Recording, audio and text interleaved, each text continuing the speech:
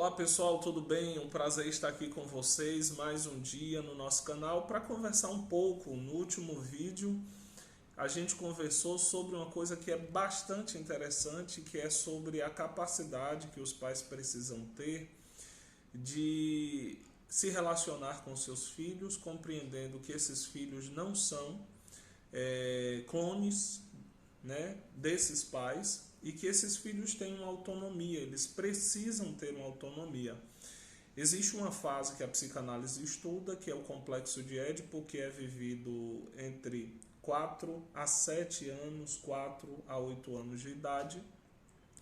E depois esse filho entra numa fase que a gente chama de latência, depois ele vai para a fase do que a gente chama de puberdade, e aí ele entra na adolescência. E na adolescência, esse Édipo é retomado. Então vai ser um momento de maior conflito do menino com o pai e da menina com a mãe. Por que isso ocorre? Porque de uma certa forma existe também um processo de idealização. O pai quer que esse filho tenha e pense com a cabeça dele na idade que ele está agora. Então vamos supor que esse pai tenha 40 anos. E aí ele quer que esse filho de 15 pense com a cabeça de 40. Não vai acontecer. Essa filha tem 15 anos, essa mãe tem 40 e a mãe quer que a filha pense com a cabeça que essa mãe tem hoje. Não vai acontecer. Automaticamente o que é que acontece? Acontece algumas rupturas, acontece algumas angústias, mas tudo isso é importante. É importante para quem? Para o filho e para a mãe. Para o filho e para o pai. Por quê? Porque esse processo é um processo, eu costumo dizer que é um chamado da vida, um chamado de Deus para a gente flexibilizar. Esse filho tem que entender que existe uma autoridade sobre ele e ele não pode agir de forma impensada, inconsequente. Então existe lei, existe norma, existe regra. Ele não pode fazer o que ele quiser dentro da casa dele, e é bom que seja assim, porque se esse filho faz o que ele quiser dentro de casa ou na vida, ele pode caminhar para uma sociopatia, vamos dizer assim, ele se comportar sem respeitar os ambientes sociais, é um ponto. Por outro lado, é importante esse período porque flexibiliza também ou torna a mente desse pai mais flexível. Por quê? Porque ele não pode querer impor a esse filho que esse filho pense como ele, que esse filho fale o tempo todo como ele, mas que esse filho tenha uma autonomia. E essa crise que existe entre pais e filhos é justamente para que essa autonomia se efetive. Não tem como esse filho crescer e se assumir socialmente se ele não romper esses padrões com seus pais. Por exemplo, existem filhos, e aqui eu não quero criticá-los, mas eu quero dizer o seguinte, que mesmo na vida adulta, mesmo na adolescência, eles continuam olhando para os seus pais de maneira apaixonada e irracional, ou seja, eu não consigo ter força emocional para criticar o meu pai. Isso não é saudável. Existem filhos que também só critica e se revolta o tempo todo. Isso também é um outro lado, é um extremo. Por quê? Porque eu preciso do meu pai, eu preciso do apoio dele, eu preciso do olhar dele. Um filho que quer se divorciar totalmente de seu pai, ele se torna um filho pródigo, ele se torna um filho que acaba indo comer com os porcos, ou seja, se colocando em situações perigosas na vida. Então, o que a gente precisa compreender? O pai precisa compreender que esse momento que ele está vivendo com o filho vai passar, e aí depende muito de maturidade para você não ficar batendo de frente o tempo todo. E esse filho também precisa compreender que é muito importante a presença do pai dele em sua vida como freio, como um limite, porque se não tem limite, caminha para o caos. Então, a gente precisa compreender isso. Eu não sei, pai, como é que você está vivendo com o seu filho adolescente, com o seu filho que é jovem, essa fase.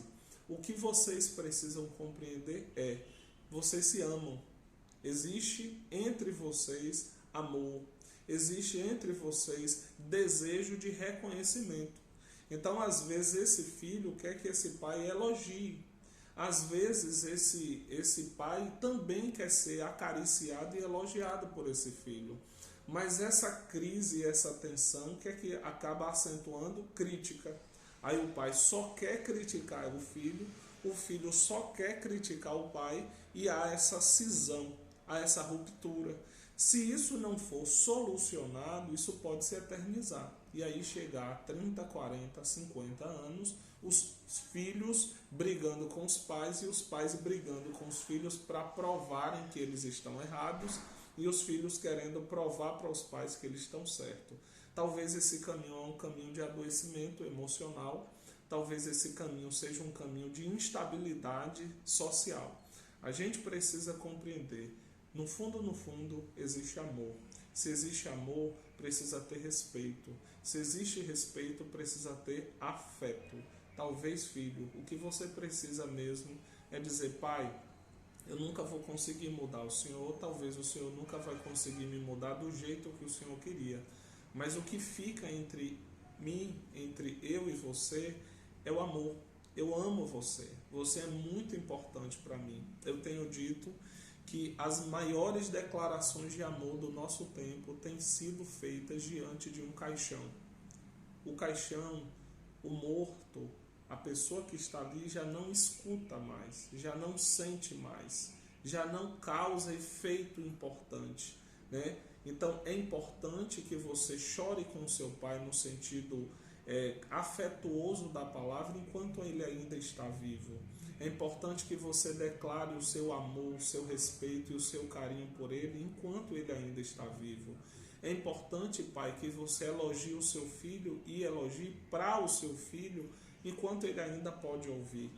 Porque existem filhos que já se fecharam para os seus pais e existem pais que já se fecharam para os seus filhos. Seus filhos são preciosos. Os seus pais também são preciosos. Você precisa honrar o seu pai. Você precisa honrar a sua mãe. Você tem honrado o seu pai? Você tem honrado sua mãe? Você tem reconhecido a importância que eles têm na sua vida? Isso é raiz da nossa existência. Se a gente fizer isso, a gente encontra um futuro promissor e uma saúde emocional adequada.